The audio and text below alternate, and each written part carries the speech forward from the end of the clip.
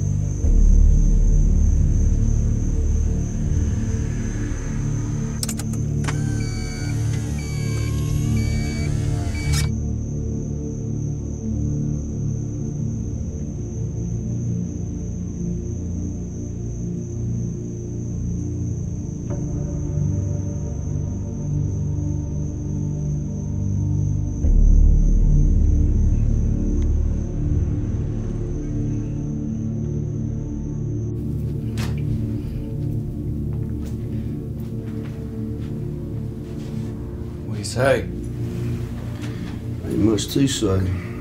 Got something to take care of, don't we? Joey, I talked to Joey. Joey said he's on his way. Right. I'm calling for you right now.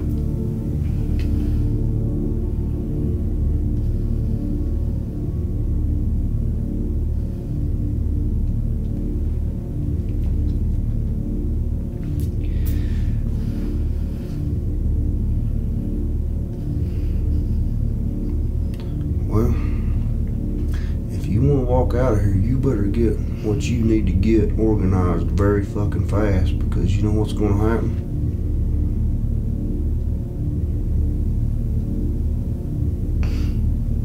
The people that run this hotel are going to have a fucking mess to clean up. Hey guys, how's it going? Good, how are you? I'm great. Robert, why don't you give our viewers a brief synopsis of your film, While We Were? While We Were follows three strangers who happen upon a small town as a result of a recurring dream where they encounter strange apparitions and other supernatural events that surround a botched drug deal that is the centerpiece of the film's narrative. How did you come up with the concept behind this film? Well, we started with Nashville Film Institute, and I had a few students who wanted to participate in this project that we were working on, donate some of their time and energy and resources. So I literally grabbed a bucket and had everybody throw in like true stories, locations, props that they had access to, whatever they had for free. And then we fashioned the story around everything that was in that bucket. Jeff, how did you become involved in this project? A young lady named Amy Nicole Gonzalez. She was actually, we just randomly met. I was his assistant, I believe. And she said I should meet Robert Roa. Next thing I know, he's got a project in mind, and off we go. We're in Greenville, Tennessee. It's kind of like my backyard. I'm from Kingsport. And so of course I jump on the opportunity to go home and play, you know? Yeah, we were at the piano bar, and I saw him, and I was looking for someone to play. I had already cast James Anthony, and I was looking for someone to play his son. And I saw him, and I'm like, that guy looks, he could be exactly like James Anthony's son. And my friend Amy was like, oh, I know that guy. The whole project was essentially, we had all these obstructions given to us, and one of them was that we had to shoot in East Tennessee. One of them was we couldn't spend more than $5,000. Another one was we couldn't use any lights, tripods, stabilization systems of any kind, and we had to do it all in 18 days. So it was a little bit of like one of those film challenges, and so I thought, this is perfect. This guy's just like the perfect face. And then I go talk to him, and I'm like, we're shooting this thing in Tennessee. He's like, I'm from Tennessee.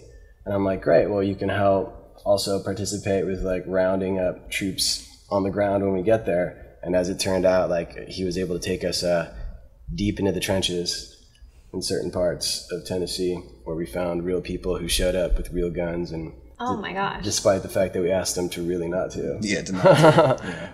Yeah. But it was cool. It was really cool. It was exciting. So that was pretty much how this entire project just kind of unfolded. Now, did you have a set script, or when you got to set and you did have, you know, all these different things sort of roadblock, how did you guys adapt? Did you say, okay, forget the script, let's throw it out the window, let's improvise, let's see where it goes? Or well, what happened originally, my executive producer came to me and he was really interested in Louis Buñuel. We were talking about Louis Buñuel, and he was talking about the structure of Buñuel's films. And so we kind of started with this idea of taking a bunch of scenes that best demonstrated this story and then finding a cyclical structure to the story. And so by the time we went out shooting, I already had all of the scenes drafted and I had like key lines. So we had a series of set scenes. And then the only thing we improvised really was if I wanted to use some of the actors to give them an opportunity to warm up before we shot, then I would direct them with other scenes and I'd give them other things to improvise to kind of loosen up. He's good. He's very, very good.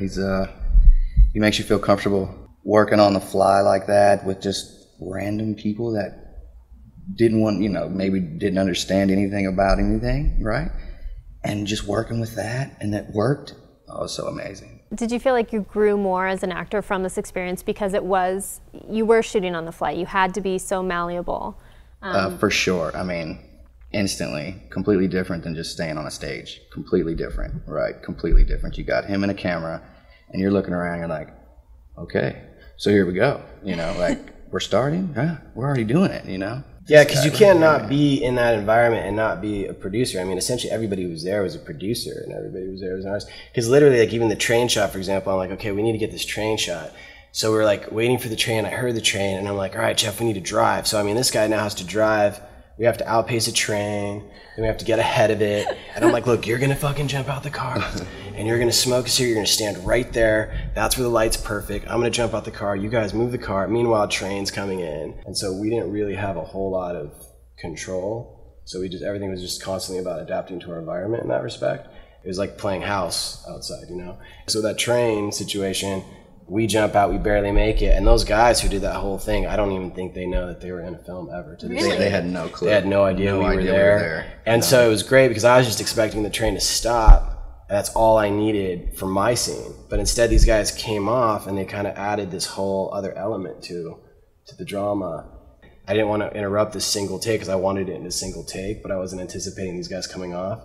So I had to do this whole thing where I was constantly racking focus and guessing what these guys were going to do. So there was a lot of that guesswork and anticipation that I really like, because it makes me feel like I'm acting with them now, with the camera, like participating rather than executing storyboards from commercials. Did you feel like you were really influenced not only from the environment that surrounded you, but also from your actors by watching them be able to adapt and grow? Absolutely. Oh yeah, because when you see someone who starts doing something interesting, like, you want to encourage that, you know, and you want to find a place for that. So as these gems would reveal themselves, I would try to find instances that I could kind of create visual opportunities to enhance that, you know. And it is such an existential piece, though, when you watch it as a moviegoer, because you're watching these people in dreamlike states, but they're not in dreamlike states, and then you finally realize, and you're sort of watching it going, okay, I'm trying to put this together, I'm figuring it out, and then just when you think you have it figured out, you don't at all. I was out there 6 months prior,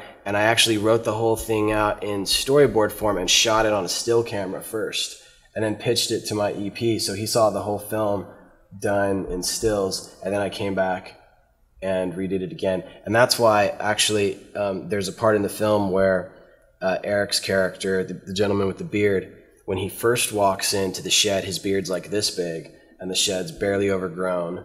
And then at the end of the film, his beard's this big, and the shed's totally overgrown. And that's because when we first walked in there, it was a year prior, and that's when I was doing all my test shots. Mm-hmm. And I shot that as the test for the film, and then incorporated it back into the film so that a year later he goes back to the same area, and the same mirror that was sitting there from a year prior with his handprints was still there. So it just worked out perfectly into the narrative. So that production value of being able to have a year's growth on a character, a year's growth on a shed, and everything else was just priceless. And the idea was really just to make more of like a series of Polaroids. I found this shoebox with a bunch of beautiful Polaroids in it, and I was listening to its music, and I thought, I kind of want to experience a film like this. So when I pitched it to the guys, and I said, instead of let's like following this thing narratively, let's take a look at our story and let's rethink it, and let's just go back and kind of take a lyrical approach. and just kind of frame these moments. That's where we're at. It was awesome. Thank you guys so much for taking the time to talk to us. Thank you so much. Thank you for having us. Thank you very much.